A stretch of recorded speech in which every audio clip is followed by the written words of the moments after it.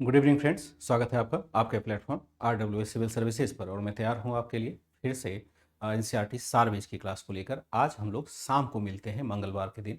वैसे तो क्लास आपकी सुबह चलती है, कल भी आपकी क्लास सुबह होगी। एक दो बच्चे को कन्फ्यूज़न हो गया था, क्लास होती नहीं है। जैसे कल यानी मंडे की क्लास जो थी वह प्राचीन भारत वाले फोल्डर में अपलोड हो गया था। कभी ऐसा हो तो आप एक बार प्लीज़ खुद से चेक कर लिया करें, क्योंकि मुझे आइडिया नहीं होता है कि क्लास कहाँ अपलोड हुआ है। तो आप खुद से चेक करेंगे, क्योंकि क्लास अगर बंद होनी होगी तो आपको पहले ही उसका नोटिफिकेशन दे दिया जाता है। अदरवाइज क्लास ऐसे बंद होती नहीं है, क्योंकि मैं दूसरी क्लास ले रहा हूँ तो इस क्लास को मैं वैसे भी बंद नहीं करूँगा। हाँ, आज के लिए केवल टाइमिंग चेंज इसलिए करना होता है कि सेम टाइम एकदम से उसी समय यूट्यूब पर दूसरी क्लासेस हो रही होती है। तो यहाँ पर जितने भी बच्चे जुड़ेंगे सभी का बेहद स्वागत। मैं आशा करता हूँ कि सभी बच्चे को नोटिफिकेशन मिल गया होगा। एक बार मैं आपका चैट देखूंगा, फिर क्लास की शुरुआत करूंगा। वेरी गुड इवनिंग सभी बच्चों को। आज मैंने क्वेश्चन भी डाला था, लेकिन बहुत सारे कम बच्चों ने उसको सही करने में सफलता पाई थी। प्रणाम प्रिया यादव, सोमव्रत जी, वेरी गुड इवनिंग। कुछ बच्चे जो मॉर्निंग में नहीं आते हैं वो शाम को आ पाते हैं।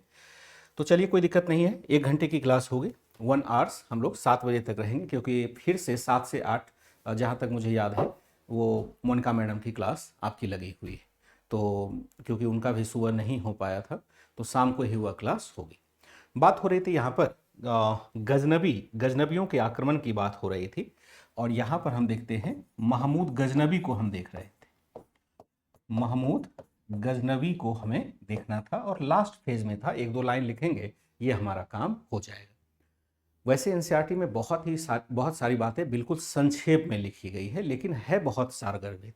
अगर हम बेस बनाना चाहें तो यहीं से हमारा बेस बनेगा। आगे हमें और कुछ पढ़ने की आवश्यकता नहीं होती है। Good evening. ठीक है सुमित यादव जी, थोड़ा ऊपर कर लीजिएगा, वॉइस कम आ रही है। धीरे धीरे वॉइस का अपने आप बढ़ जाता है। चलिए मैं थोड़ा सा ऊपर भी कर लेता हूँ ताकि दिक्कत नहीं हो। सोमव्रत जी, आपका क्वेश्चन सही है। चलिए, रॉन्ग हो गया। भारतीय राजपूत क्यों हो गया? जबकि आप जानते हैं कि मैं जो ऑप्शन बनाता हूँ वो एलिमिनेशन के माध्यम से आप कर सकते हैं।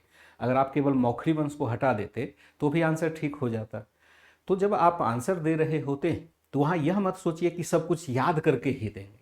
याद करके आप सिविल सेवा में आगे नहीं बढ़ सकते हैं। आपको समझ विकसित करनी होगी। अगर समझ नहीं होगी तो आप फिर क्वेश्चन आपसे नहीं बनेगा। बड़ा टेक्निकल सा होता है, क्योंकि यहाँ पर आप ऐसे सिविल सेवक बनने जा रहे हैं जिसको कोई भी विभाग संभालने के लिए दे दिया जाता है, चाहे इकोनॉमी हो, चाहे डिफेंस हो, चाहे कोई भी। तो वहाँ पर बहुत ही इंटेलिजेंट लोगों की तलाश होती है। बात हो रही थी महमूद गजनवी की, और महमूद गजनवी को हमने देखा कि एक सीमित पैमाने पर उसने भारत पर आक्रमण किया। उद्देश्य यहाँ पर धन की लालसा थी। हालांकि इस्लाम के साथ चूंकि धर्म प्रसार भी जुड़ा हुआ है, इसलिए उसने कुछ जो यहाँ के धार्मिक संस्थान थे उसको तोड़ा, उसको नष्ट किया। लेकिन यहाँ पर उससे अधिक महत्वपूर्ण था कि उसने उन संस्थानों से धन की लूट की और ले जा करके वो फिर मध्य एशिया में अपने राज्य की स्थापना करना चाहते हैं। लेकिन जैसा हम जानते हैं कि कोई भी राज्य टिकाऊ नहीं होता है, कुछ दिन के बाद उस राज्य का विनाश हो जाता है। लेकिन इसके कुछ प्रभाव हम देखते हैं भारत पर पड़ते हैं। प्रभाव वाला पार्ट ही लिख रहा था। अब जो कि एक दो प्रभाव यहाँ पर देख लेंगे। जैसे हम क्या देखते हैं कि गजनबियों की सत्ता कहाँ स्थापित होती? गजनबियों की सत्ता चूंकि मुल्तान तथा पंजाब में स्थापित हुई, तथा पंजाब में स्थापित हुई, अतः अतः क्या होता है कि अतः इस्लाम का इस्लाम का भारत इस्लाम का भारत के मुख्य भूमि से संपर्क होता है। मुख्य भूमि से संपर्क हुआ। इस्लाम का भारत के मुख्य भूमि से संपर्क होता है। वैसे इससे पहले हमने एनसीईआरटी पे तो नहीं दिया है कि जैसे अरबों की सिंध विजय होती है, उसका प्रभाव नहीं पड़ा, क्योंकि वो सिंध एरिया से बाहर ही रहा था। बहुत इम्पैक्ट उसका हम भारत में नहीं देखते। हालांकि उसके चक्कर में बहुत सारे राजपूत शासक जरूर मजबूत होते चले गए, लेकिन यहाँ पर हम देखते हैं बहुत इम्पैक्ट नहीं था। लेकिन अब चूंकि पंजाब, ध्यान रखिएगा, पंजाब का मतलब भारत वाला पंजाब नहीं, पंजाब का मतलब पाकिस्तान वाला पंजाब है। तो वहाँ पर स्थापित होता है और इसकी वजह से बहुत सारे नए नए तर्क हमें उभर के देखते हैं। वैसे हम यह भी लिख सकते हैं, वैसे इस्लामिक व्यापारी ऐसे कहेंगे, वैसे अरबी व्यापारी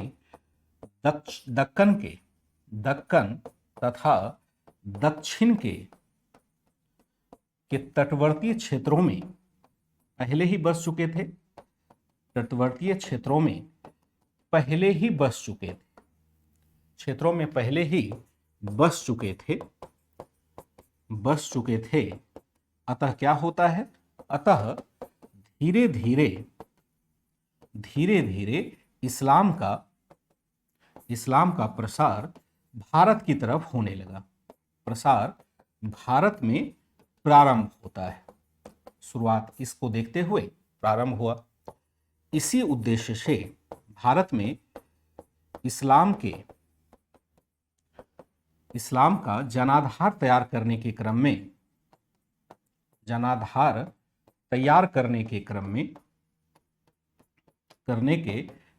में अनेक सूफी संतों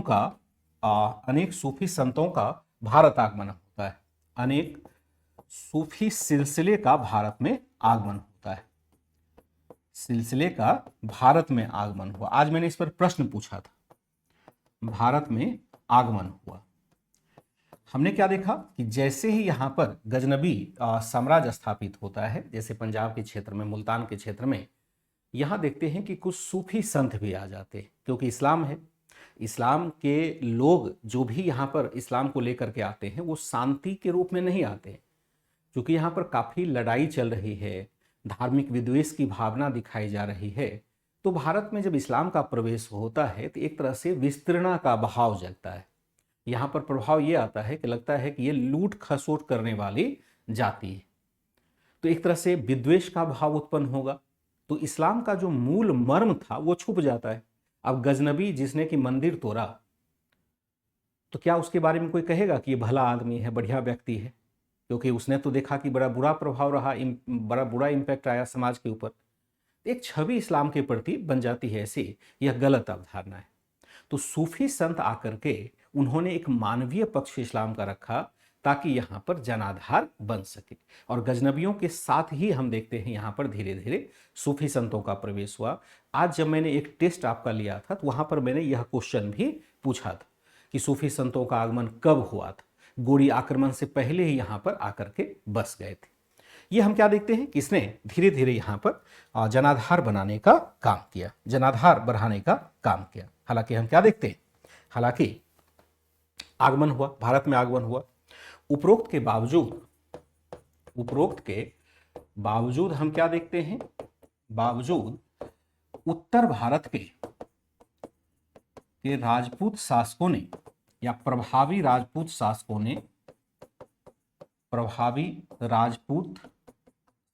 ने क्या कर दिया, शासकों ने गजनबी या गजनबियों के उत्तर भारत में प्रसार को रोक दिया, गजनबियों के प्रसार को रोक दिया,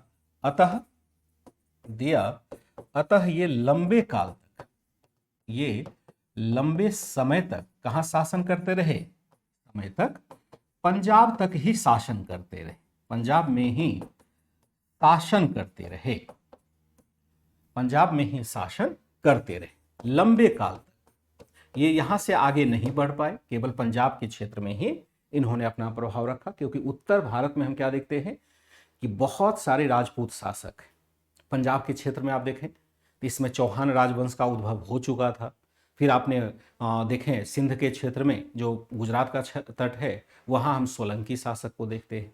मध्य भारत में भी बहुत सारे, जैसे चंदेल नया राजवंश उभर करके आ रहा है, गहड़वाल है, चंदेल है, इन सब ने मिलकर के एक तरह से फिल्टर कर दिया और उसको आगे नहीं बढ़ने दिया। यद्यपि भारत पर उसने लगभग 17 बार आक्रमण किया, लेकिन भारत में सत्ता स्थापित करना उसके लिए संभव नहीं रहा। इतिहासकार कहते हैं कि यहाँ उसकी रुचि भी नहीं थी सत्ता स्थापित करने में। लेकिन ऐसा नहीं है कि हर शासक अपना प्रभाव क्षेत्र तो विस्तारित करना चाहेगा। और पंजाब पर उसने शासन क्यों किया? अगर उसका हित मध्य एशिया की तरफ था तो वह पंजाब में क्यों नियंत्रण स्थापित कर रहा है? तो उद्देश्य तो होता है सत्ता स्थापित करने का, लेकिन यहाँ के शासक भी मजबूत थे, फिर उनको यहाँ टिकने नहीं दिया। तो धीरे धीरे हम क्या देखते हैं, ये पंजाब में ही सिमट करके रह गए, इसके आगे ये नहीं आते हैं, फिर इसके आगे ये नहीं बढ़ पाए, यही इसका हम इम्पैक्ट देखते हैं। ये गजनवी वाला हमने समझ लिया। अब आगे बढ़ें। प्रिया यादव, ठीक है, बहुत बढ़िया है, कोई दिक्कत नहीं है, बाद में देख लीजिएगा, कोई दिक्कत नहीं है, ठीक है। ये था हमारा अब जो पहला वाला पार्ट है, जो गजनवी आक्रमण वाला था वह था। अब दूसरा पार्ट देखेंगे, भारत पर तुर्कों की विजय। तुर्कों की विजय, इसी को हम कहते हैं गोरी विजय। क्या कहेंगे? इसी को कह देंगे गोरी विजय, मोहम्मद गोरी का विजय। अब है क्या ये गोरी का मतलब क्या होता है? भारत पर तुर्कों की विजय। अब ध्यान रखिएगा यहां खास बात कि गजनवी भी एक प्रकार का तुर्क ही है, तुर्क सरदार ही है, लेकिन अब जो आ रहा है वह अपने आप को ज्यादा व्यवस्थित तरीके से ला रहा है भारत पर शासन करने के लिए। और यह काल जो है उसने भारत को अच्छे से प्रभावित किया। लगभग 400 से 500 वर्षों तक भारत पर तुर्की विजय के बाद शासन चलता रहा। ये गजनवी वाला नहीं रहा कि आया और सीमावर्ती क्षेत्र में इसने अपने प्रभाव को स्थापित कर लिया फिर वो नष्ट हो गया। इसका प्रभाव लगातार बना रहा। तो इसे थोड़े हमें विशेष तौर पर समझना पड़ेगा। पहले गोरी के विजय को देखेंगे, फिर दिल्ली सल्तनत को अलग से हम लेकर के, अलग चैप्टर ही उसका, चैप्टर नंबर 6 है, उसको लेके चलेंगे। आपको पता ही होगा कि ये जो हम चैप्टर आपको देते हैं ये बना करके, यहाँ हम अभी चल रहे हैं संघर्ष के युग वाले भाग में। ये पार्ट हमारा चल रहा है अभी, चैप्टर नंबर 5। इसके बाद हमारा चलेगा दिल्ली सल्तनत 1 होगा, जो 1200 से 1400 ईस्वी के आसपास का काल है, और मामलुक वंश के साथ हम देखेंगे। ध्यान रखिएगा, अगर कोई बच्चा एडवांस लेवल पर भी इसको पढ़ेगा तो बिना इसे पढ़े आप मत पढ़िए। अगर आपको मान लो कोई किताब पढ़ने की इच्छा होती है मध्यकालीन भारत में, तो बिना एनसीईआरटी पढ़े हुए मत पढ़ना, क्योंकि फिर आपको समझ में बात नहीं आएगी। इसलिए यहाँ पर मैं छोटे पैमाने पर सब कुछ करता हुआ चलता हूँ, ठीक है। तो तुर्कों पर, भारत पर तुर्कों की विजय होती है। गोरी विजय का मतलब क्या होता है? गोरी विजय का मतलब होता है गोर क्षेत्र के शासक, गोर कहां है? अफगानिस्तान में है, अफगानिस्तान में है। गोर क्षेत्र के शासक द्वारा भारत की विजय, गोर क्षेत्र के शासक द्वारा जब भारत की विजय की जाती है तो उसको हम कहते हैं गोरी विजय। अब शासक कौन था? शासक था आपका, इसका नाम देखेंगे, इसका मूल नाम जो था मुहम्मद बिन साम था, बिन साम। लोकप्रिय नाम क्या हो जाएगा? लोकप्रिय नाम होता है आपका मुहम्मद गोरी। मुहम्मद लिखना था, इसका लोकप्रिय नाम जो हो जाएगा वह होगा मुहम्मद मोइनुद्दीन गोरी। मुइजुद्दीन कह दीजिएगा, मुइजुद्दीन गोरी। इसका एक्चुअल में नाम था मुहम्मद बिन साम। ध्यान रखिएगा, लोकप्रिय नाम क्या हो जाता है? मुहम्मद मोइजुद्दीन गोरी इसका लोकप्रिय नाम है।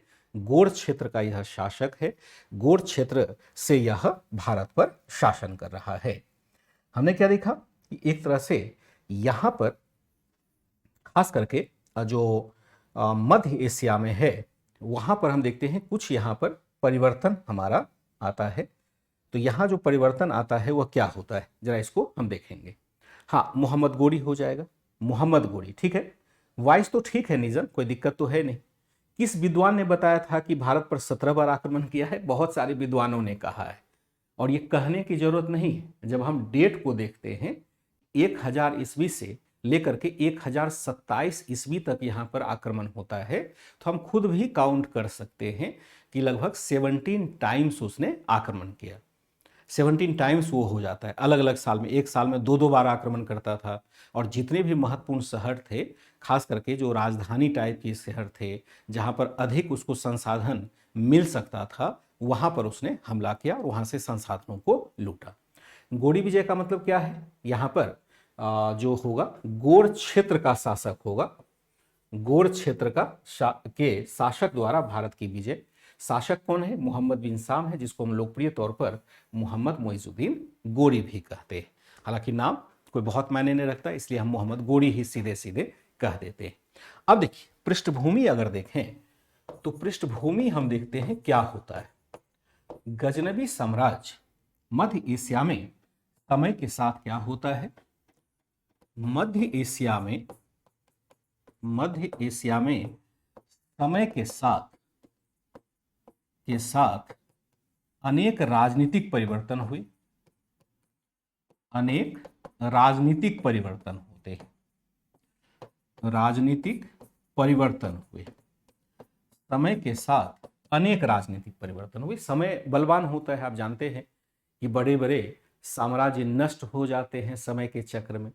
तो अब हमने देखा एक समय पहले सामानी राजवंश था, सामानी, फिर हम देखते हैं साशानी राजवंश स्थापित होता है, गजनवी राजवंश होता है, और इसी दौरान एक अन्य राजवंश भी स्थापित होता है जिसको हम कहते हैं सलेजुक तुर्क। तुर्की समुदाय का ही था, उसको हम सलेजुक तुर्क कहते हैं। अब सलेजुक तुर्क भी सत्ता नष्ट हो जाएगी। फिर हम देखेंगे ईरान में सफवी शासन स्थापित हो जाता है। फिर हम देखेंगे कि भारत की तरफ गोर राजवंश आने वाला जो है उसको भी हम देखते हैं गजनी में स्थापित हो जाते हुए। यानी जब भी एक सत्ता का विखंडन होगा तो नए नए सत्ता केंद्र हमारे बन ही जाते हैं, क्योंकि कभी सत्ता का केंद्र खाली नहीं होता है। सत्ता की एक खास बात है, कोई ना कोई उसको भरने के लिए आ ही जाता है।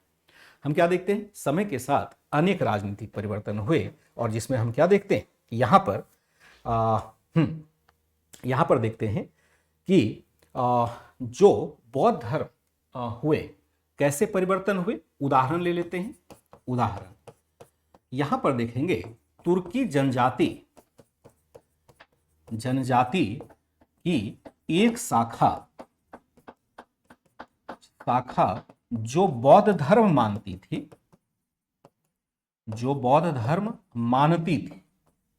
थी ने लगातार आक्रमण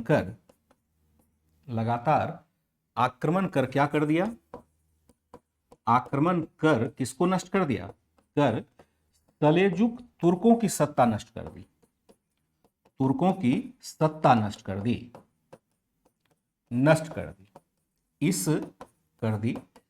इस राजनीतिक शून्यता की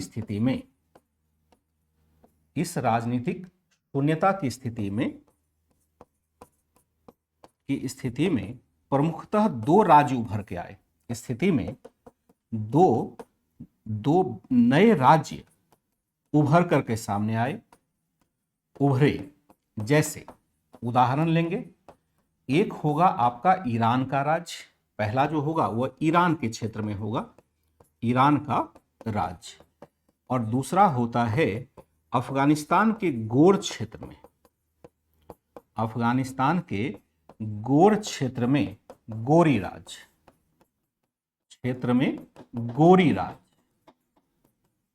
का उद्भव होता है। दो राज्य हो जाते हैं, एक पहला हम ईरान में देखते हैं स्थापित होता है, और दूसरा जो आप देखते हैं अफगानिस्तान के गौर नामक स्थान पर मोहम्मद बिन कासिम है ना।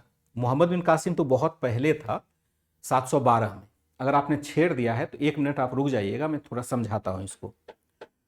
हालांकि यहां समझाना थोड़ा नामुमकिन है, क्योंकि जितना बड़ा परिप्रेक्ष्य है मोहम्मद बिन कासिम को समझाने का, वह हमें मुश्किल होगी। पहले मोटे तौर पर आप समझिए, मैंने आपको अल्लाह बताया था, खलीफा बताया था, खलीफा के अधीन जो गवर्नर्स हैं उनको बताया था। जैसे खलीफा क्या है, पैगंबर मोहम्मद साहब के उत्तराधिकारी है, उनके अधीन अलग अलग क्षेत्र में बहुत सारे गवर्नर बनाए गए, और उन गवर्नरों में देखते हैं कि एक हल्लाज नामक गवर्नर हुआ करता था जो बगदाद में था, बड़ा प्रभावी गवर्नर था। तो हल्लाज जो बगदाद का मतलब वर्तमान में इराक हो जाएगा। तो हल्लाज ने एक बार क्या किया, हल्लाज को जहाज मिल रहा था, यानी बहुत सारे उसको उपहार आ रहे थे श्रीलंका से, और उसको सिंध के तट पर क्या कर लिया गया, जीत लिया गया। मैं एक कहानी बता देता हूं आपको मैप के सहारे, ताकि आप क्लियर कर पाए। देखो ये मैप है, ये है श्रीलंका। क्या है कि हल्लाज कहाँ स्थापित है, जो गवर्नर है हल्लाज, देखिए यहां पर इस्लाम का उद्भव हुआ, और यहां पर गवर्नर है आपका इराक, मान लो इराक का क्षेत्र है, ठीक है। तो यहां एक गवर्नर है, चूंकि खलीफा तो हर जगह शासन करेगा नहीं, तो खलीफा अपने अधीन गवर्नर्स की नियुक्ति करेगा। तो गवर्नर यहां हल्लाज है, अब इस श्रीलंका से गवर्नर साहब को जा रहा है, इस रास्ते से गवर्नर साहब को बहुत सारे उपहार जा रहे हैं। लेकिन दिक्कत क्या है कि इस तट पर जहां अभी वर्तमान में पाकिस्तान का ग्वादर वगैरह क्षेत्र देखते हैं, वो जहाज को लूट लिया। उसमें बहुत सारे रत्न खजाने थे, कुछ महिलाएं भी थी, दासियां थी, उनको भी लूट लिया। समुद्री डाकू पायरेट्स होते, पायरेट्स तो अभी भी समस्या है। ये जो आप देखते हैं ना, ये वाला हॉर्न ऑफ अफ्रीका देखते हैं, यहां बहुत सारे पायरेट्स अभी भी है। पायरेट समझते, समुद्री डाकू। जब आप समुद्र की यात्रा करेंगे तो वहां पर आपको न आदि दिखाई देगा न अंत दिखाई देगा। और ऐसे में क्या करता है, कोई जहाज जा रहा होता है तो उसको समुद्री डाकू आकर के लूट लेते हैं। पहले तो लूट ही लेता था, अब तो भारतीय नौसेना बचा लेती है, क्योंकि भारतीय नौसेना का गश्त होता है। अब हम सेटेलाइट से जहाज़ों पर नज़र रखते हैं। अब तो खैर स्थिति फिर भी ठीक होगी, लेकिन अभी भी समुद्री डाकू बहुत। अब तो समुद्री डाकू क्या करता है, हेलीकॉप्टर से उतर जाता है जहाज पर, कभी आपने न्यूज़पेपर वगैरह में देखा हो तो। बहरहाल इस पायरेट्स ने, पायरेट्स किसको कहते हैं, जो समुद्र में लुटेरे होते हैं उनको हम समुद्री लुटेरे कहते हैं या पायरेट्स कहते हैं। ये क्या करता है, यहाँ लूट लेता है। इसको क्या आ गया, गुस्सा आ गया, हल्लाज को गुस्सा आ गया कि मेरा जहाज लूट लेगा, मैं गवर्नर हूं भाई, इस्लाम का गवर्नर हूं। इसने क्या कर दिया, एक आदमी, यहाँ जो शासक था इसका नाम था दाहिर, दाहिर नामक शासक था। तो कहा कि दाहिर को कि भाई तुम सारा सामान मुझे दो और जिसने लूटा है उसको पकड़ के दो। दाहिर ने कहा सामान तो आप ले लीजिए मुझसे, लेकिन अब जो लुटेरा है वो लूट के कहाँ भाग गया, मैं समुद्र में कहाँ ढूंढूंगा। तो हल्लाज साहब को गुस्सा आ गया, उसने कहा इसका राज्य मिटा डालो। यहां पर उसने किसको भेज दिया, कासिम को भेज दिया। और 712 ईस्वी की बात हो रही है। कासिम को बोला जाओ, दाहिर को, उससे पहले भी 2 अभियान आया था, दाहिर ने उसको हरा दिया था। लेकिन अंततः कासिम की विजय होती है, दाहिर मारा जाता है और यहां पर अरबों का नियंत्रण हो जाता है, अरबों का नियंत्रण हो जाता है। ये कहानी वह थी जिसको कि आप अभी जानना चाहते थे, लेकिन ये अपने सिलेबस में नहीं है, तो जब एडवांस में पढ़ाऊंगा थोड़ा इसको और रस लेके पढ़ाऊंगा, सारी कहानी आपको बताता हुआ चलूंगा। फिलहाल इतना रहने दीजिएगा। हमने क्या देखा, यहां पर 2 प्रकार के राज्य आए। एक हम देखते हैं ईरान का राज्य है, दूसरा अफगानिस्तान के गोर क्षेत्र में हम किसका राज्य देखते हैं, गोरी राज्य स्थापित होता है। और हमें चर्चा करनी है इसी गोरी राज्य की। हमें किसकी चर्चा करनी है, इसी गोरी राज्य की चर्चा करनी है। यहां पर हम क्या देखते हैं, जो गोरी शासक हैं, गोरी शासक, गोरी शासक कौन हो जाएंगे, गोरी शासक खास करके यहां पर देखेंगे अलाउद्दीन हुसैन शाह इसका नाम है। गोरी शासक हुसैन शाह, हुसैन शाह इसका नाम है। यह क्या था, यह पहले गजनवी शासकों के अधीन, गजनवी शासकों के अधीन शासन कर चुका था, अधीन शासन कर चुका था, अधीन शासन कर चुका था। गजनवी शासकों के अधीन शासन क्या कर चुका था, कर चुका था। आगे जब इसकी शक्ति बढ़ने लगी तो गजनवी शासक बड़े सशंकित हुए कि भाई ये कैसे पावरफुल हो जाएगा। तो फिर क्या होता है, एक क्लैश होगा। संक्षेप में बातें हो रही, देखिए अलाउद्दीन हुसैन शाह ने गोर क्षेत्र में अपने राज्य की स्थापना कर ली। जरा अगर देखें तो गोर कहाँ है, आपको मैंने मैप में दिखाया था, देखिए ये है पूरा का पूरा, आप देखते हैं गजनबी का राज्य है, ठीक है, ये पूरा का पूरा हम देखते हैं गजनबी राज्य है। और यहां गजनबी के बीच में छोटा सा क्षेत्र है गोर का, यहां लिखा हुआ है गोर। जब आपके पास ये जाएगा तो आप इसको देख लीजिएगा, जो छोटा सा हल्का सा स्पॉट दिखाई देता है ना, ये गोर का क्षेत्र है। जबकि पूरा जो आप देखते हैं ये गजनबी का अंपायर है। गजनबी में एक छोटा सा भाग है, क्योंकि ये गजनबियों के अधीन काम कर चुके थे। बाद में जब इन्होंने स्वतंत्र सत्ता हासिल की तो गजनबियों को बड़ा क्रोध आया कि अरे मेरा ये अनुचर रहा हुआ है, मेरे नौकर के बराबर रहा है, ये राजा कैसे बने। हर जगह यही होता है, इसी बात को लेकर के थोड़ा सा तनाव आ जाता है। यही मैं लिखना चाहता हूं। गोरी शासक क्या है, हुसैन शाह, यह पहले गजनवी शासकों के अधीन शासन कर चुका था। आगे जब इसने अपनी शक्ति बढ़ानी प्रारंभ की, अपनी शक्ति बढ़ानी प्रारंभ की तो गजनी शासक ने क्या किया, तो गजनवी शासक ने इसे कमजोर करने के लिए करने के लिए इसके भाई की हत्या करवा दी। इसके भाई तथा प्रमुख कमांडर की हत्या करवा दी। भाई तथा जो प्रमुख कमांडर है उसकी हत्या करवा दी। कमांडर की हत्या करवा दी, जो जिस भाई से बहुत प्रेम करता था, हत्या करवा दी। कमांडर की इसने हत्या करवा दी। किसने करवा दी? गजनबी शासक ने। क्यों करवा दी? कि गोरी शासक मजबूत ना हो जाए। गोरी शासक मजबूत होना चाह रहा था, लेकिन इसने क्या कर दिया? उसके भाई की हत्या करवा दी। अब क्या गुस्सा आना चाहिए अलाउद्दीन हुसैन शाह को कि नहीं आना चाहिए? अलाउद्दीन हुसैन शाह को गुस्सा आएगा। गुस्सा आएगा फिर क्या करेगा? ये गोरी को तहस नहस कर देगा। जो गोरी थोड़ा बहुत अभी डाउन ही चल रहा है, बहुत अब मजबूत रहा नहीं है, तो उसको क्या करेगा? ये तहस नहस कर देगा। करना चाहिए या नहीं करना चाहिए? अब समझो इसके भाई की हत्या करवा दी, ये तो बड़ा गलत बात थी ना। तो यहां हमने क्या देखा कि हत्या करवा दी। इससे क्रोधित होकर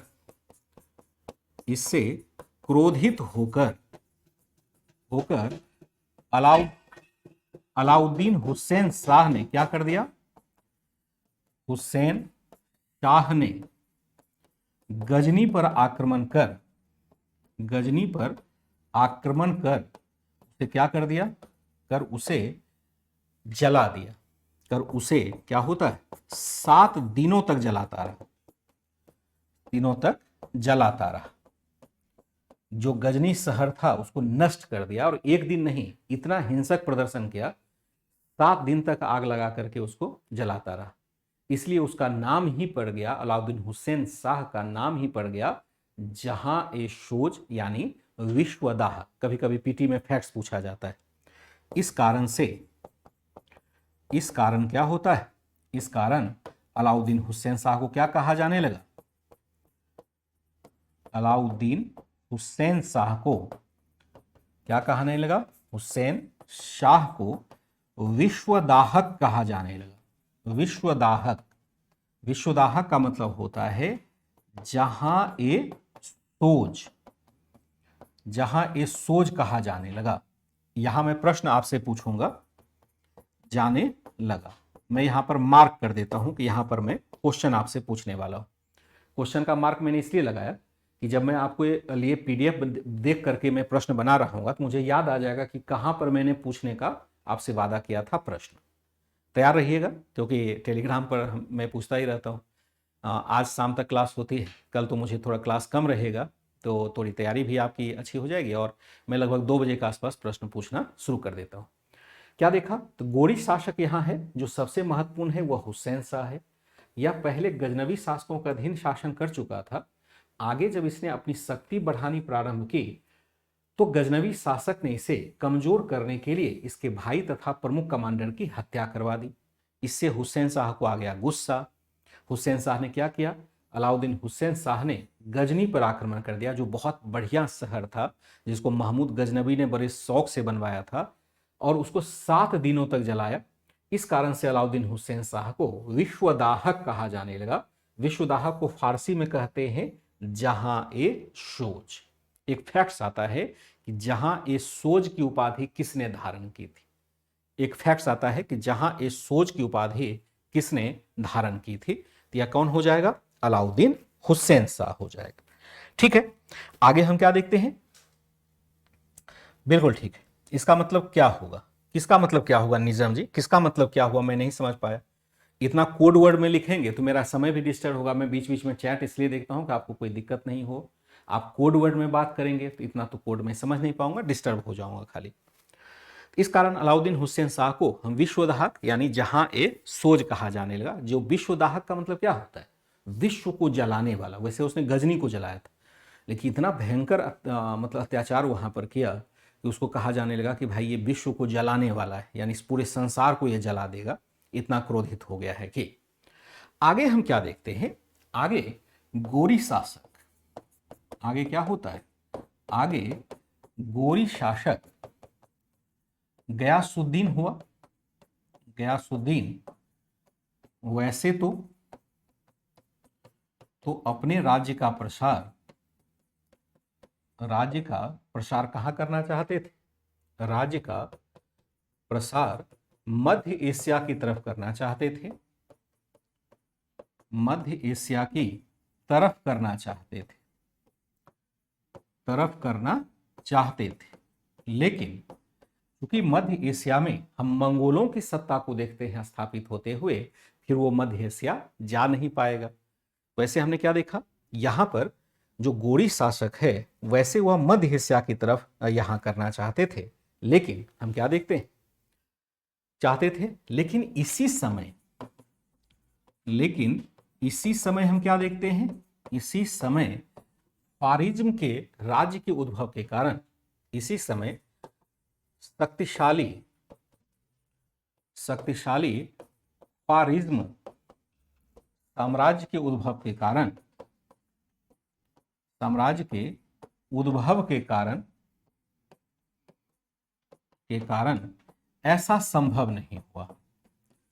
ऐसा संभव नहीं हुआ।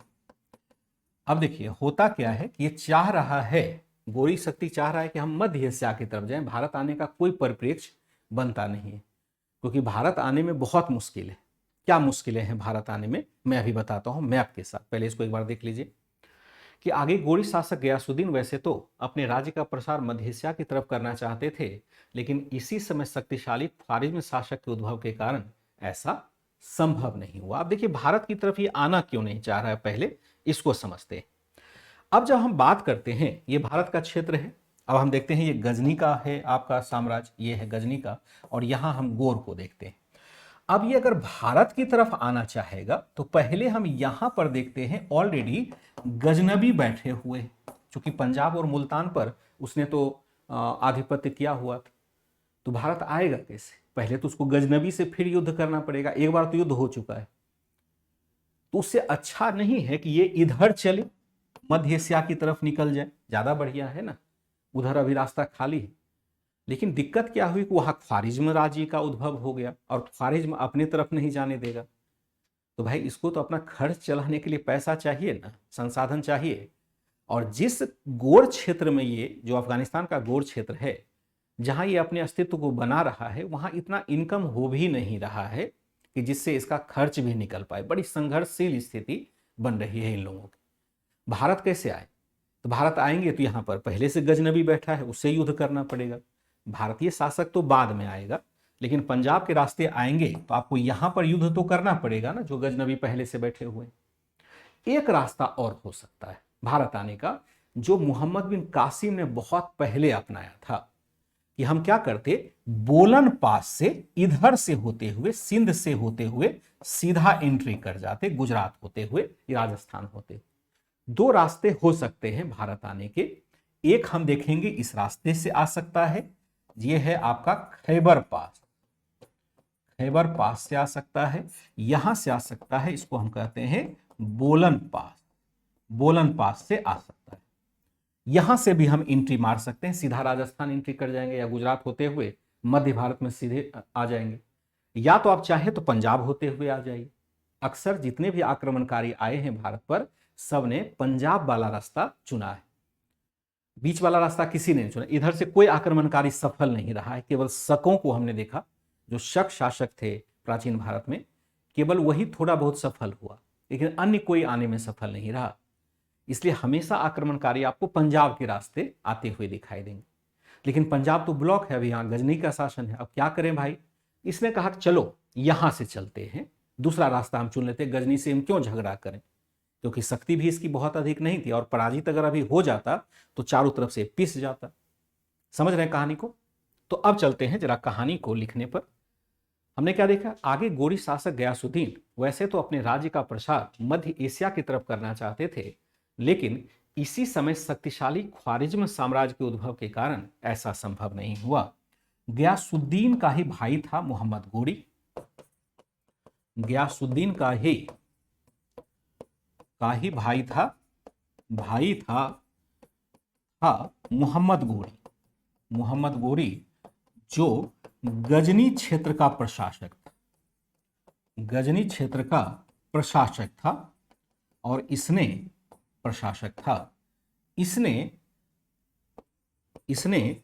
ही प्रयास किया, इसने ही भारत की तरफ प्रसार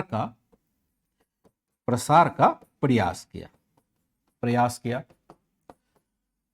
प्रसार किया। तो इसने सबसे पहले क्या किया, इसने पंजाब क्षेत्र में पहले से जमे हुए गजनी क्षेत्र की तुलना में, पंजाब क्षेत्र में पहले से ही जमे हुए गजनी राज्य की तुलना में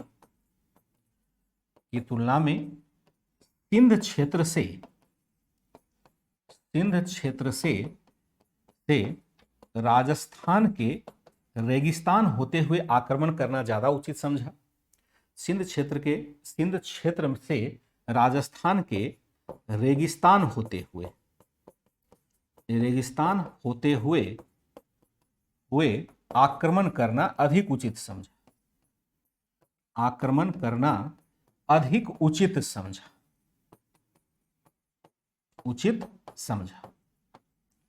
इसने सोचा क्यों गजनवी क्षेत्र को हम छेड़ें, अच्छा होगा कि हम दूसरे रास्ते से निकल जाते हैं। गयासुद्दीन का ही भाई था मोहम्मद गोरी, जो गजनी क्षेत्र का प्रशासक था। इसने ही भारत की तरफ प्रसार का प्रयास किया। इसने पंजाब क्षेत्र में पहले से ही जमे हुए गजनी राज्य की तुलना में सिंध क्षेत्र से राजस्थान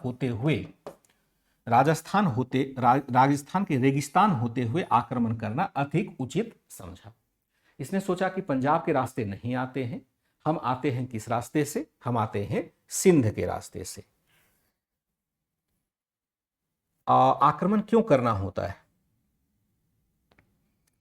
खुशी मौर्य ने कहा वॉइस नहीं आ रही है, तो यहां से तो वॉइस की कोई दिक्कत नहीं है। एक बार बच्चे सभी कंफर्म कर देंगे वॉइस आ रही है या नहीं आ रही है। तो आपको अपने भी डिवाइस को चेक करना पड़ेगा, क्योंकि यहां से वॉइस खराब अच्छा होने की कोई गुंजाइश नहीं होती है जब तक मेरा गला ही खराब ना हो जाए। जो माइक होता है वो हार्डली रिकमेंडेड होता है, तो उसमें कोई कभी दिक्कत नहीं होती। मैं रोज ऐसे क्लास ले रहा होता हूँ, तो अगर कुछ बाहर के डिस्टरबेंस हुए होंगे तो बात अलग है। अदरवाइज यहाँ से तो मुझे आवाज़ में कोई कमी दिख नहीं रही। अगर आपको लग रहा हो तो आप बता सकते हैं, या अन्य बच्चे कंफर्म कर सकते हैं कि कोई दिक्कत नहीं। दूसरा, आपने कहा कि इसको कोई काम नहीं था आक्रमण करने के सिवाय। तो भाई राजा है, राजा तो हमेशा चाहेगा अपने क्षेत्र का विस्तार करना, अपने क्षेत्र का विस्तार नहीं करना इसका काम ही है ना। राजा का काम ही है क्षेत्र विस्तार करना। यहाँ कोई साधारण हमारे आपके जैसा व्यक्ति तो है नहीं, वह चुपचाप घर में बैठा रहेगा और एक रूखी सूखी रोटी मिल गया वही खा करके संतुष्ट हो जाएगा। क्या राजा ऐसा हो सकता है? राजा को तो अपने राज्य चलाने के लिए लगातार क्षेत्र की जरूरत होती है, और राजा जब तक क्षेत्र विजय नहीं करेगा तो वह खुद ही अप्रासंगिक हो जाएगा। तो खाली क्यों बैठेगा? कोई साधारण व्यक्ति तो है नहीं, वह तो राज परिवार का है या राजा है, उसको तो अपने सभी कबीलों को साथ देखना होता है। ठीक है, आ रही है ना, कोई प्रॉब्लम नहीं है। जिन बच्चों को कम आवाज आ रही है थोड़ा सा कान को देख लेंगे, अपना कान भी ठीक करा लेंगे। दूसरा है कि जो डिवाइस है उसका वॉल्यूम भी बढ़ा लेंगे। आवाज यहां से उतनी ही है जितना कि रोज होना चाहिए।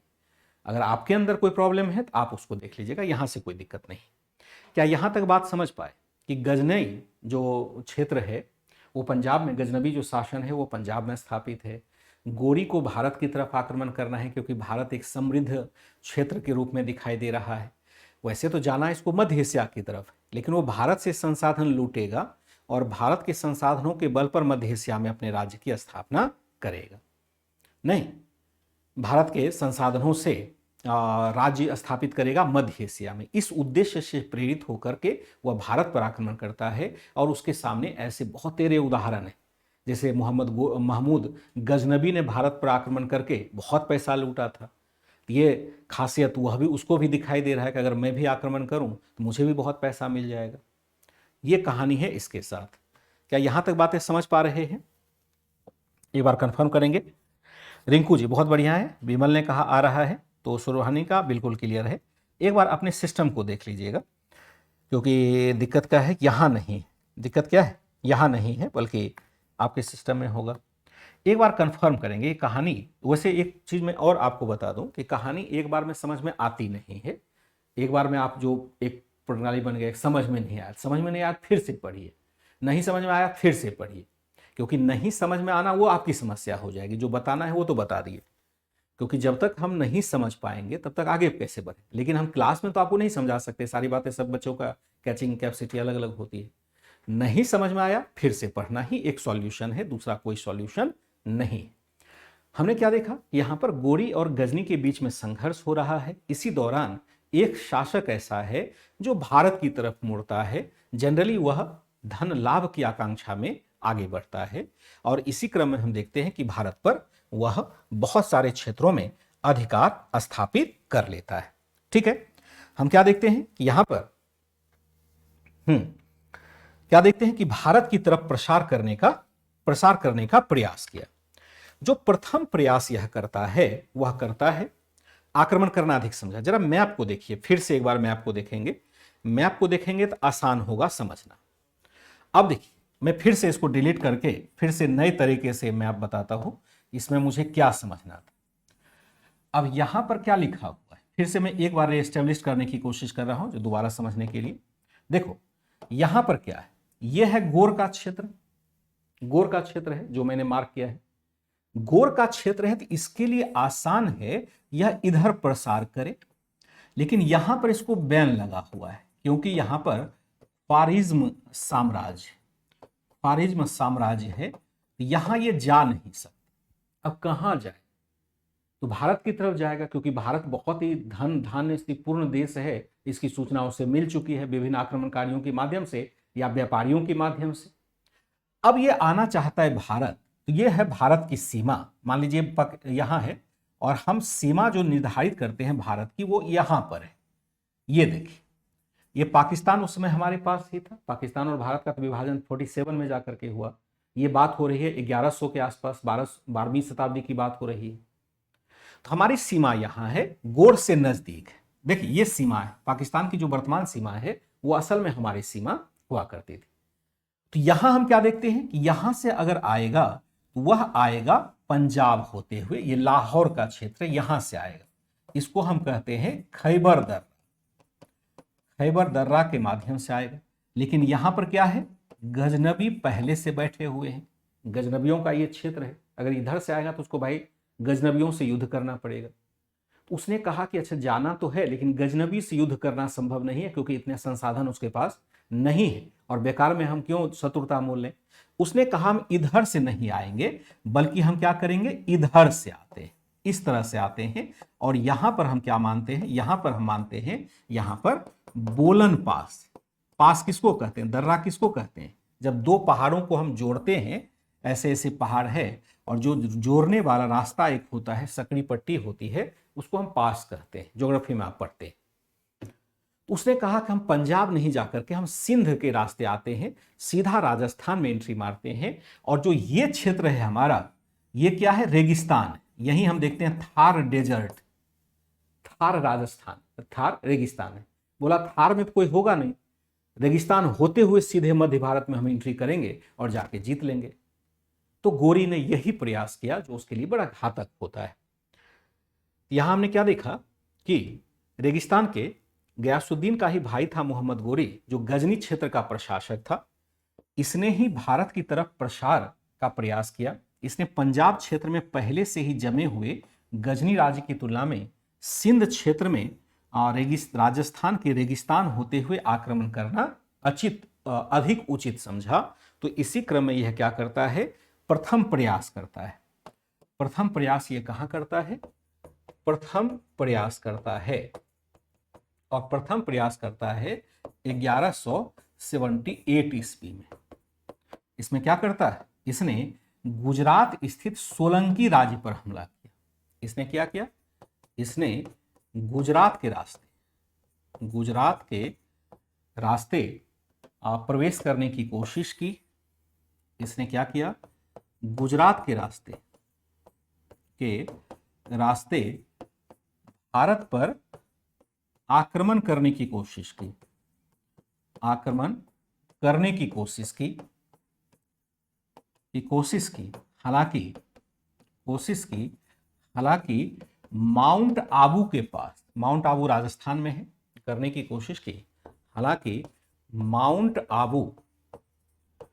आबू के पास सोलंकी शासक मूलराज सेकंड से बुरी तरह पराजित हुआ, बुरी तरह पराजित होता है। मूलराज से यह बुरी तरह से पराजित हुआ। इसने सोचा था कि हलवा जैसा होगा, हम राजस्थान से एंट्री करेंगे और सीधे भारत में ही, मतलब मध्य भारत में एंट्री कर लेंगे। सोचा कि राजस्थान में कौन हो, लेकिन उसको पता ही नहीं था कि यहाँ सोलंकी शासक है, और सोलंकी शासक बड़ा ही मजबूत है, बहुत ही मजबूत है। मतलब तत्कालीन जो जितने भी शासक हैं, चाहे चौहान को देखें, चाहे सोलंकी को देखें, चंदेल देखें, परमार देखें, और आप गहरवाल देखें, यही महत्वपूर्ण राजपूत राजवंश है। कलचुरी को देखें, इनमें से सबसे शक्तिशाली उसमें सोलंकी ही था। ये तो चौहान को भी टक्कर देता था। ये बात अलग है कि एक बार पृथ्वीराज चौहान से हार गया था, पृथ्वीराज चौहान इनमें से सर्वश्रेष्ठ निकल जाता है, ये बात अलग है। लेकिन ये आगे की बात है, अभी नहीं। अभी मूलराज द्वितीय बच्चा था, बालक शासक था। इसकी माता जो थी उसके अधीन, अब शासक का ही नाम होता है, अगर युद्ध करते हैं तो किसका नाम होता है? शासक का नाम होता है, जो सत्ता पर बैठा है। जैसे बाहुबली फिल्म आप देखें, बाहुबली फिल्म में राजमाता क्या नाम था? शिवगामी देवी शासन करती थी, किसके नाम पर? अपने पुत्र के नाम पर। इसको हम कहते हैं रीजेंट, यानी प्रतिशासिका के रूप में बहुत सारी महिलाओं को हम देखते हैं शासन करते हुए। तो यहां पर भी नाम भले मूलराज द्वितीय का है, लेकिन मूलराज तो अभी 2 वर्ष का बालक था, तो वह युद्ध क्या करने जाता? तो उनकी माता ने सेना का संचालन किया और गोरी को इतनी भयानक सी पराजय दी, बहुत जान बचा करके बड़ी मुश्किल से वो बच पाया। उसने सोचा था कि हलवा की तरह जाएंगे, भारत को जीतते हुए आ जाएंगे, लेकिन बड़ा ही मुश्किल हुआ उसके लिए, और किसी तरह से जान बचा करके वो भागा। इसका परिणाम रहा कि अगले 15 से 18 वर्ष तक वह भारत पर आक्रमण नहीं कर पाया। फिर आज को देखते हैं कि 1191 में तराइन की लड़ाई में फिर आता है। लगभग 17-18 वर्ष तक ये भारत पर आक्रमण करने की सोच नहीं पाया। इसने गुजरात के रास्ते भारत पर आक्रमण करने की कोशिश की, हालांकि माउंट आबू के पास सोलंकी शासक मूलराज द्वितीय से बुरी तरह से पराजित हुआ। अब गोरी ने क्या किया? अब गोरी ने समझ लिया कि जब तक हम क्या करेंगे, जब तक पंजाब को आधार नहीं बनाया जाएगा, वो आधार नहीं बनाया जाएगा, तब तक भारत पर विजय मुश्किल है। बनाया जाएगा तब तक भारत पर विजय मुश्किल है, भारत पर विजय मुश्किल है। अतः उसने क्या किया? मुश्किल है। अतः उसने पूरी तैयारी के साथ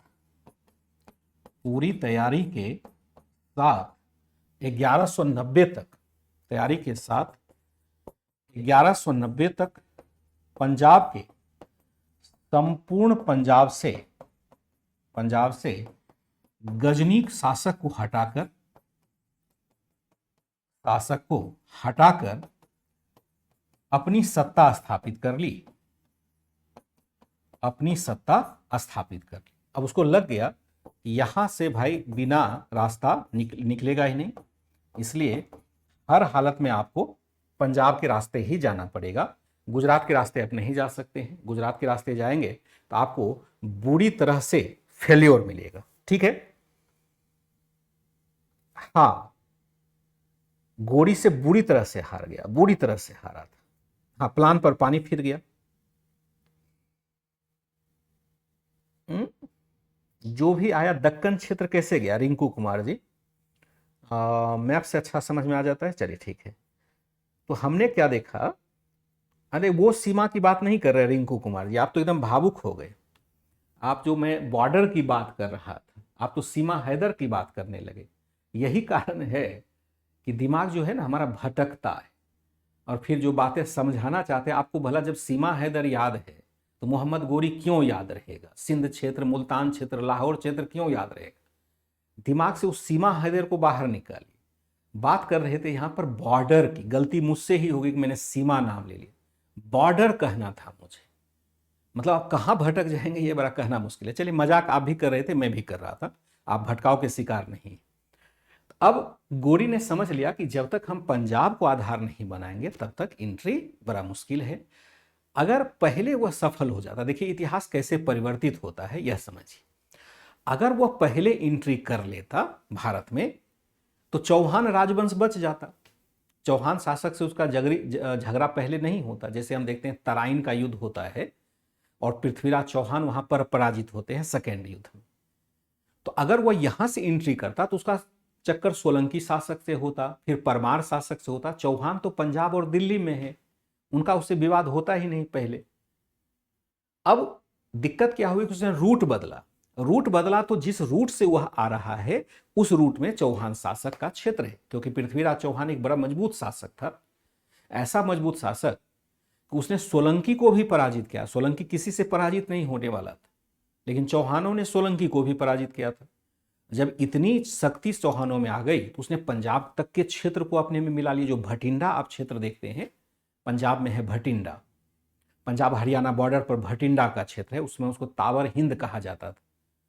तो दिल्ली से आगे बढ़ते उसने भटिंडा तक कब्जा कर लिया चौहान शासकों ने, क्योंकि पावरफुल था, और यही इसके विनाश का कारण बन जाता है। क्या देखा, अब गोरी ने समझ लिया कि जब तक पंजाब को आधार नहीं बनाया जाएगा तब तक भारत पर विजय मुश्किल है। अतः उसने पूरी तैयारी के साथ 1190 तक संपूर्ण पंजाब से गजनी शासक को हटाया, और गजनी शासक को हटा करके उसमें हमने क्या देखा कि यहां पर पेशावर, लाहौर, सियालकोट आदि को जीत लिया, स्थापित कर ली। इसके अधीन अब क्या था, इसके अधीन अब लाहौर, पेशावर तथा सियालकोट आदि क्षेत्र आ चुका था। सियालकोट आदि क्षेत्र आ चुका था। ये सभी वर्तमान में पाकिस्तान है, पहले तो भारत का ही पार्ट था ना, क्षेत्र आ चुका था। अब यहां से यह आगे बढ़ने के लिए तैयार खड़ा था, यहां से अब आगे बढ़ना चाहे। सियालकोट आदि क्षेत्र हो गया। फिर हम देखते हैं यहां से उसने क्या किया, यहां से उसने यहां आधार बनाकर उसने क्या किया, उसने पंजाब से आगे बढ़ने की कोशिश की, पंजाब से पूरब बढ़ने की कोशिश की। और इसी क्रम में हम क्या देखते हैं, कोशिश की, इसी क्रम में उसने तावर हिंद पर अधिकार करना चाहा। इसी क्रम में उसने क्या किया, उसने भटिंडा कहां है, पंजाब में है, भटिंडा को उस समय कहा जाता था तावर हिंद। यहां आधार बनाकर उसने पंजाब से पूरब बढ़ने की कोशिश की। इस क्रम में उसने भटिंडा पर आक्रमण किया, जिसके पश्चात आक्रमण किया। भटिंडा क्या है, भटिंडा इस समय चौहान शासकों की सीमा थी। चौहान शासक पृथ्वीराज चौहान की सीमा थी,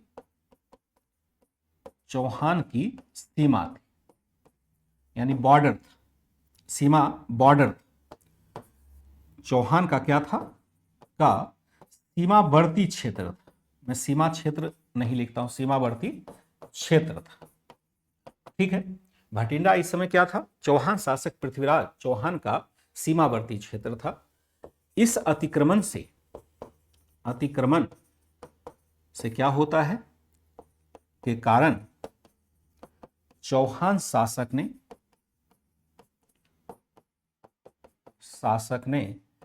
1191 ईस्वी में तराइन के युद्ध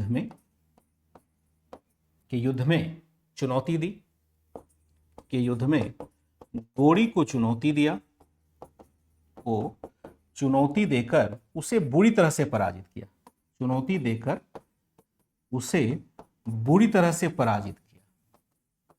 बुरी तरह से क्या कर दिया, पराजित किया। यानी दूसरी भी पराजय इसको यहीं पर मिल जाती है, बुरी तरह से पराजित किया। पहले चरण में हमने देखा कि वो तो हार ही जाता है, वहां पर मूलराज द्वितीय से हार जाता है। दूसरे चरण में फिर से आक्रमण करना चाहा पंजाब के रास्ते, तो गजनी शासक था, उसको तो पराजित करके भगा दिया। तो जैसे हुआ आगे बढ़ता है, यहां चौहानों का बॉर्डर शुरू हुआ, और चौहान शासक ने जैसे देखा, पृथ्वीराज चौहान था, जैसे देखा कि भारत की तरफ आना चाहता है, तो यहां पर अपने सारे सेना के साथ गए। बड़े प्रचंड योद्धा इसके पास हुआ करते थे। आपको याद होगा, मैंने कहानी सुनाई थी, आल्हा उदल की कहानी सुनाई थी, चामुंड राय की कहानी सुनाई थी। बड़े धुरंधर इसके पास हुआ करते थे, घुड़सवार योद्धा एक से एक थे। राजपूतों की वीरता का इतिहास भी लोहा मानता है। ये सब लोग अपना मदमस्त होके गए और गोरी को बुरी तरह से पराजित किया। गोरी लौट के फिर पंजाब चला जाता है, उसको बड़ी मुश्किल से वो जान बचा के भाग पाया। राजपूत शासकों की विशेषता होती है, वो पीठ पर वार नहीं करता है, कि भागते हुए जो सेना थी, नियम ये होना चाहिए कि भागते हुए सेना को हम पराजित कर देते या उसको मार देते। राजपूत शासक कहते थे जो पीठ दिखा के भाग गया उस पर हम वार नहीं करेंगे, स्त्रियों पर वार नहीं करेंगे, बच्चों पर वार नहीं करेंगे। कुछ अपने सिद्धांत थे जो इनके ही गले की फांस बाद में बन जाती है। तो बहरहाल गोरी यहां से पराजित होता है, लौट करके वह पंजाब चला जाता है।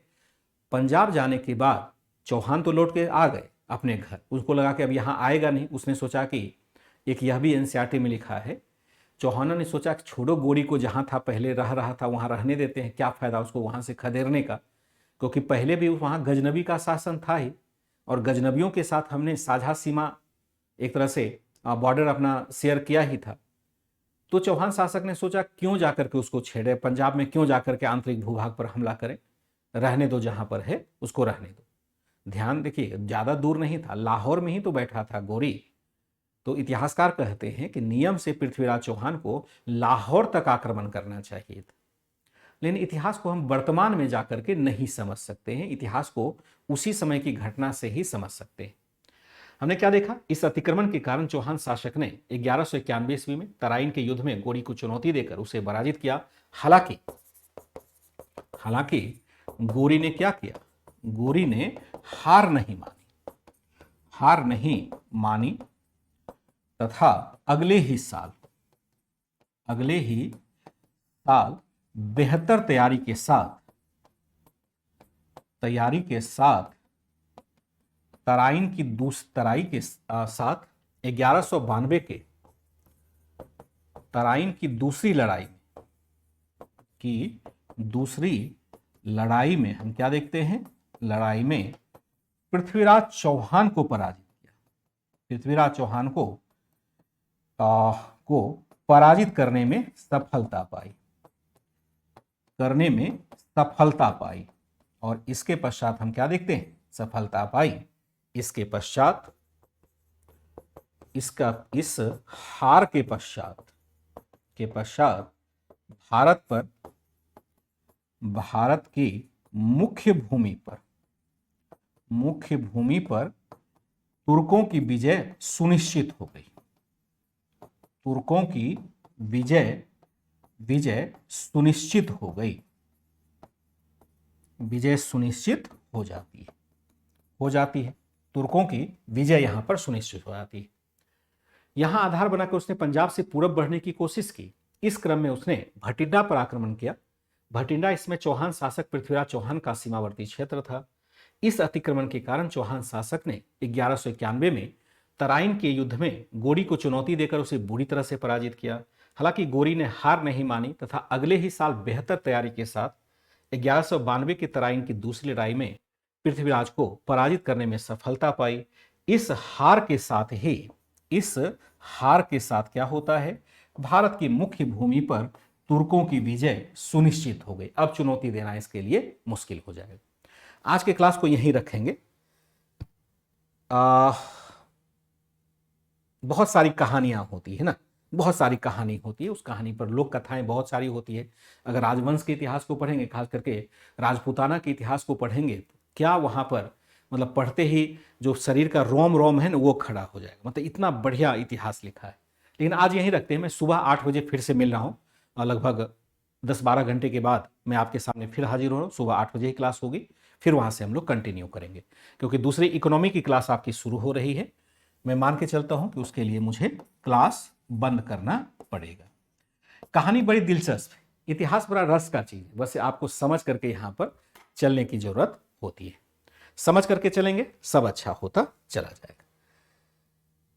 हाँ, उस पर भी करेंगे रिंकू कुमार, कल उसकी चर्चा करेंगे। अभी जब मैं कल आऊंगा ना, इसकी मैं चर्चा करूंगा, क्योंकि दूसरी क्लास शुरू हो रही है या हो चुकी होगी, तो उस क्लास को डिस्टर्ब करना उचित नहीं है, तो क्लास को मैं थोड़ा सा बंद करूंगा। ठीक है बच्चे, कल उसकी चर्चा करेंगे।